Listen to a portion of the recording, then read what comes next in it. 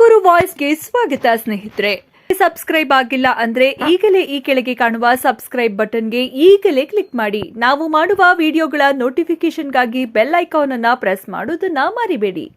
ಸಂಪೂರ್ಣ ಜನತೆ ಹೆಮ್ಮೆ ಪಡಬೇಕಾಗಿರುವಂತಹ ಒಂದು ಸಂಗತಿ 12, 13, 14, 15 ಈ 3-4 ದಿವಸಗಳ ಕಾಲ ನಡೆಯುವಂಥ ನಮ್ಮ ರಾಷ್ಟ್ರೀಯ ಯೋಗ ಸ್ಪರ್ಧೆ ತುಮಕೂರಿನಲ್ಲಿ ಆಯೋಜಿಸಿರುವಂಥದ್ದು ಎಲ್ಲ ರಾಜ್ಯದ ತಂಡಗಳು ಭಾಗವಹಿಸ್ತಾ ಇದ್ದಾವೆ. 31 ರಾಜ್ಯದ ತಂಡಗಳು ಭಾಗವಹಿಸ್ತಾ ಇದ್ದಾವೆ. ಅದರಲ್ಲಿ ಹೆಣ್ಮಕ್ಳು 10 ಜನ, 400 ಜನ, ಗಂಡು ಮಕ್ಕಳು 400 ಜನ, ಸೀನಿಯರ್ ವಿಭಾಗ ಇದು ನಡೀತಾ ಇರುವಂಥದ್ದು. ಇವತ್ತು ಯೋಗಾಸನ ಅಂತಂದರೆ ಕೇವಲ ಕೆಲವರಿಗೆ ಮಾತ್ರ ಸೀಮಿತ ಅಂತ ಭಾವಿಸಬಾರದು. ನಮ್ಮ ತುಮಕೂರಿನಲ್ಲಿ ನಡೆದಂತಹ ಒಂದು ರಾಷ್ಟ್ರೀಯ ಮಟ್ಟದ ಯೋಗಾಸನ ಅಂದರೆ ಒಂದು ಹೆಸರು ಗಳಿಸಬೇಕು. ಆ ರೀತಿಯಲ್ಲಿ ಇದನ್ನು ಎಲ್ಲರೂ ಕೂಡ ನಿರ್ವಹಿಸಬೇಕು ಅನ್ನುವಂತಹ ಮಾತನ್ನೇ ಅಂತ ನಾನು ಡಾಕ್ಟರ್ ನಿರಂಜನ್ ಮೂರ್ತಿ ಅಂತೇಳಿ ಕರ್ನಾಟಕ ಯೋಗಾಸನ ಕ್ರೀಡಾ ಸಂಸ್ಥೆಯ ಕಾರ್ಯದರ್ಶಿಯಾಗಿ ಕೆಲಸ ಮಾಡ್ತಾ ಇದ್ದೀನಿ. ಏಷ್ಯನ್ ಯೋಗಾಸನ ಸ್ಪೋರ್ಟ್ಸ್ ಅಸೋಸಿಯೇಷನ್ನ ವೈಸ್ ಪ್ರೆಸಿಡೆಂಟ್ ಇದ್ದೀನಿ. ಹಾಗೆ ನಮ್ಮ ಅಂತಾರಾಷ್ಟ್ರೀಯ ಏನು ನಮ್ಮ ಯೋಗ ಸಂಸ್ಥೆ ಇದೆ, ಆ ಸಂಸ್ಥೆಯ ಒಬ್ಬ ಸೆಲೆಕ್ಷನ್ ಕಮಿಟಿ, ನಮ್ಮ ಯೋಗ ವಿಭಾಗದ ಆಯ್ಕೆ ಸಮಿತಿ ಮುಖ್ಯಸ್ಥನಾಗಿ ಕೆಲಸ ಮಾಡ್ತಾ ಇದ್ದೇನೆ. ನಮ್ಮ ಕೇಂದ್ರ ಸರ್ಕಾರದ ಆಯುಷ್ ಮಂತ್ರಾಲಯ ಹಾಗೆ ನಮ್ಮ ಕ್ರೀಡಾ ಸಚಿವಾಲಯ ಈ ಎರಡೂ ಸಂಸ್ಥೆಗಳು 2020 ನವೆಂಬರ್ 21ರಂದು ಯೋಗಾಸನವನ್ನು ಕ್ರೀಡೆ ಅಂತ ಘೋಷಣೆ ಮಾಡ್ತೀವಿ. ನಾವು ಪ್ರತಿ ವರ್ಷ 4 ವರ್ಷಗಳು ಸತತವಾಗಿ ಒಂದೊಂದು ರಾಜ್ಯಗಳಲ್ಲಿ ಈ ಒಂದು ರಾಷ್ಟ್ರೀಯ ಯೋಗಾಸನ ಸ್ಪರ್ಧೆಯನ್ನು ನಡೆಸ್ಕೊಳ್ತಾ ಬರ್ತದವೆ. ಕಿರಿಯರ ಒಂದು ಯೋಗಾಸನ ಸ್ಪರ್ಧೆ ಅಂದರೆ ಏನು ಸಬ್ ಜೂನಿಯರ್, ಜೂನಿಯರ್ ಮತ್ತು ಸೀನಿಯರ್ ಅಂತ 3 ವಿಭಾಗದಲ್ಲಿ ಸ್ಪರ್ಧೆಗಳಿವೆ. ಈ ಸಬ್ ಜೂನಿಯರು ಗೌಹಾಟಿನಲ್ಲಿ ನಡೆಯಿತು. ಅತ್ಯಂತ ಯಶಸ್ವಿಯಾಗಿ ವಿಜೃಂಭಣೆಯನ್ನು ನಡೀತಕ್ಕಂಥ ಒಂದು ಕಾರ್ಯಕ್ರಮ.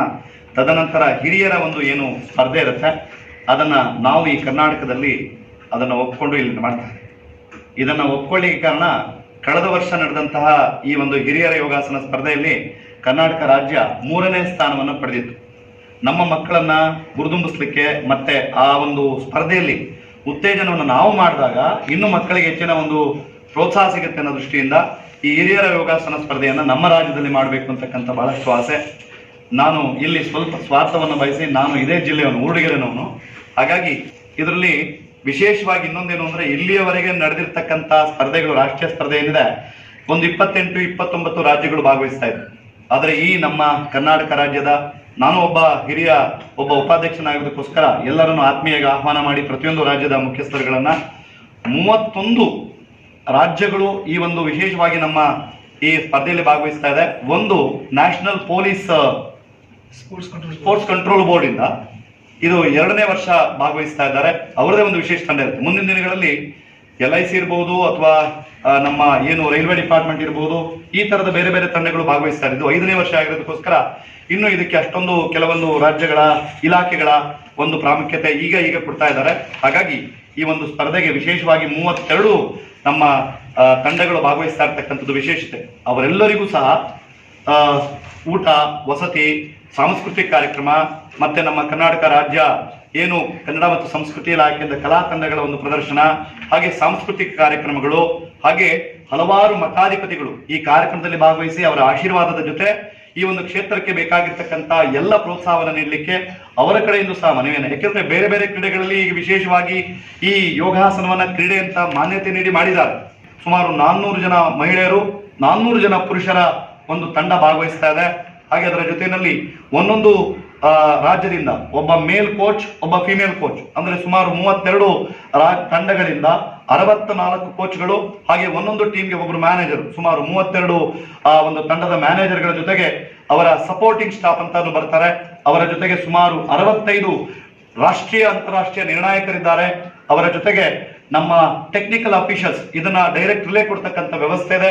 ಅದಕ್ಕೆ ಬೇಕಾಗಿರ್ತಕ್ಕಂಥ ಎಲ್ಲ ತಾಂತ್ರಿಕ ವರ್ಗದವರು ಈಗಾಗಲೇ ನಮ್ಮೊಟ್ಟಿಗೆ 3 ಜನ ದೆಹಲಿಯಿಂದ ಆಗಮಿಸಿದ್ದಾರೆ. ಇವರ ಜೊತೆಗೆ ಇನ್ನೂ 10 ಜನ ತಾಂತ್ರಿಕ ಒಂದು ವ್ಯವಸ್ಥಾಪಕರು ಅವರ ಜೊತೆಗೆ ಭಾಗವಹಿಸ್ತಾ ಇದ್ದಾರೆ. ಇದು ರಿಲೇ ಕೇವಲ ಭಾರತಕ್ಕಷ್ಟೇ ಅಲ್ಲ, ಇಡೀ ವಿಶ್ವ ನೋಡ್ತಕ್ಕಂಥ ಒಂದು ಸ್ಪರ್ಧೆ. ಏನಕ್ಕೆ ಅಂತಂದ್ರೆ ಇದು ಏನು ಈಗ ಒಲಿಂಪಿಕ್ಗೆ ಅಥವಾ ಏಷ್ಯನ್ಗೆ ಒಳಗಡ್ತಾ ಇದೆ, ಎಲ್ಲಾ ರಾಷ್ಟ್ರಗಳಿಗೆ ನಾವು ಈಗಾಗಲೇ ತಲುಪಿಸಿದೀವಿ. ಈ ತರ ಕಾರ್ಯಕ್ರಮ ನಡೀತಾ ಇದೆ. ಡೈರೆಕ್ಟ್ ರಿಲೇ ಇದೆ. ನಮ್ಮ ಭಾರತ್ ಯೋಗಾಸನ ಏನು ಯೂಟ್ಯೂಬ್ ಇರ್ಬೋದು, ಫೇಸ್ಬುಕ್ ಇರ್ಬೋದು, ಇನ್ಸ್ಟಾಗ್ರಾಮ್ ಇರ್ಬೋದು, ಮತ್ತೆ ಡೈರೆಕ್ಟ್ ರಿಲೇ ಕೊಡ್ತಕ್ಕಂಥ ವ್ಯವಸ್ಥೆಯನ್ನು ಮಾಡೋದಕ್ಕೋಸ್ಕರ ಅವರೆಲ್ಲರೂ ಸಹ ಇದನ್ನು ನೋಡ್ತಾರೆ. ಯಾಕಂದ್ರೆ ಯೋಗ ಆದ ತಕ್ಷಣವೇ ಭಾರತದ ಭುವಿಯನ್ನು ನೋಡ್ತಕ್ಕಂಥ ಒಂದು ವ್ಯವಸ್ಥೆ ಇವತ್ತಿರೋದಕ್ಕೋಸ್ಕರ ಡೈರೆಕ್ಟ್ ರಿಲೇ ಪ್ರಸಾರ ಆಗ್ತಾ ಇದೆ. ಹಾಗಾಗಿ ಇದಕ್ಕೆಲ್ಲ ನಿಮ್ಮ ಸಹಕಾರ ಪ್ರೋತ್ಸಾಹ ಬೇಕು ಅಂತ ಕೇಳ್ಕೊಳ್ತಾ ಸಮಗ್ರವಾಗಿರ್ತಕ್ಕಂಥ ಮಾಹಿತಿಯನ್ನು ನಿಮಗೆ ಈಗಾಗಲೇ ಕೊಟ್ಟಿದ್ದೇವೆ. ಮೋದಿಜಿಯವರ ಕನಸು ನಾವು ಈ ಒಂದು ಯೋಗಾಸನವನ್ನ ಯಾವುದೋ ಒಂದು ಧರ್ಮಕ್ಕಾಗ್ಲಿ ಪಂಥಕ್ಕಾಗ್ಲಿ ಇದನ್ನ ಮಾಡಿಲ್ಲ. ಇದರ ಈ ಉದ್ದೇಶ ಒಂದು ಸೌಂಡ್ ಮೈಂಡಿನ ಸೌಂಡ್ ಮಾಡಿ ದೇಹವನ್ನ ಎಷ್ಟು ದಂಡಿಸ್ತೇವೆ ಅಷ್ಟು ಮನಸ್ಸು ದಂಡುತ್ತೆ. ಆ ಮೂಲಕ ಈ ಉಗ್ರಗೊಂಡಿರ್ತಕ್ಕಂಥ ಅಥವಾ ಉದ್ವೇಗಗೊಂಡಿರ್ತಕ್ಕಂಥ ಮನಸ್ಸು ಸಾತ್ವಿಕ ಸ್ಥಿತಿಗೆ ಬರುತ್ತೆ, ಅವರ ಸಾಧನೆಗೆ ಪ್ರಚೋದನೆ ಸಿಗುತ್ತೆ ಅಂತ ಇದನ್ನ ಎಲ್ಲ ಶಾಲಾ ಕಾಲೇಜಿನ ವಿದ್ಯಾರ್ಥಿಗಳಿಗೆ, ಏನು ನಾವು SDFI ಅಂತ ಕರಿತೇವೆ, ಅಥವಾ ಏನು ಯೂನಿವರ್ಸಿಟಿ ಗೇಮ್ಸ್ಗಳಿದೆ ಇರ್ಬೋದು, ಅಥವಾ ಬೇರೆ ಬೇರೆ ರಾಜ್ಯ ಸರ್ಕಾರದ ಕ್ರೀಡಾ ಒಂದು ಗೇಮ್ಸ್ಗಳಲ್ಲಿರ್ಬೋದು, ಎಲ್ಲದರಲ್ಲೂ ಇದನ್ನು ಕಡ್ಡಾಯ ಮಾಡಿ ಆ ಮೂಲಕ ಯೋಗಾಸನಗಳಿಂದ ಅವರ ದೇಹ ಮನಸ್ಸು ಭಾವನೆಗಳನ್ನ ಸಮಸ್ಥಿತಿಗೆ ತರುವುದರೊಂದಿಗೆ ಅವರ ಆರೋಗ್ಯ ವರ್ಧನೆಗೆ ಇದನ್ನ ದೂರಾಲೋಚನೆಯಲ್ಲಿ ಇದನ್ನ ಮಾಡುವುದರ ಜೊತೆ 2030 ಏನು ನಾವು ಏಷ್ಯನ್ ಗೇಮ್ಸ್ ಅನ್ನ ಮಾಡ್ತಾ ಇದ್ದೇವೆ, ಅದರಲ್ಲಿ ಇದನ್ನ ಪ್ರದರ್ಶನದ ಕ್ರೀಡೆಯಾಗಿ 2036 ನಡೀತಾ ಇರತಕ್ಕಂತ ಏನು ಒಲಿಂಪಿಕ್ ಗೇಮ್ಸ್ ಇದೆ ಅದರಲ್ಲಿ ಒಂದು ಪ್ರದರ್ಶನದ ಒಂದು ಕ್ರೀಡೆಯಾಗಿ ಮಾಡಲಿಕ್ಕೆ ಈಗಾಗಲೇ ಎಲ್ಲ ವ್ಯವಸ್ಥೆಗಳನ್ನು ಮಾಡಿದ್ದಾರೆ.